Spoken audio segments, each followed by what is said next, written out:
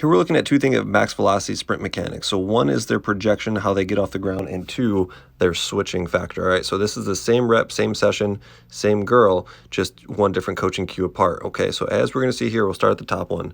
So that yellow line is their hips. So what we see is when she goes to switch, one, she hits the ground. So one, look at her left leg stepping down and her right leg's not even off the ground. Those things need to happen simultaneously like scissors, switching at the same time.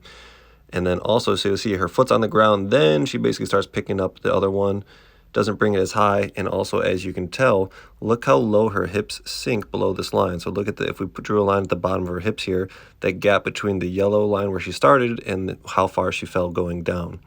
All right, now, and then she's going to pick her leg back up, right? And she's going to try to keep her hips high, but you can see she sinks into the ground like quicksand and comes back up. We want her to be quick like a basketball off the ground. So now let's compare that to the other leg, okay? So now if we go down here at the bottom one with the blue line, same thing, hips through the top of the, or line through the top of the hips.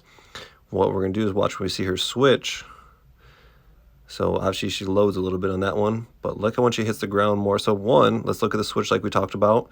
Legs basically switching. She actually has air time, as we can see right here between the two. So both legs are basically leaving off the ground at the same time, number one. Number two is when she does hit the ground right here. So look again, if we drew that bottom of that line at the bottom of her hips. So at the bottom of her hips right there. Obviously, it could be a little bit lower, but you can still see it's much higher, closer to the hip line where she started compared to the yellow one at the top. So one, her legs are switching in the air. Two, she hits the ground, is able to get stiff and stay tall and extended through the hip.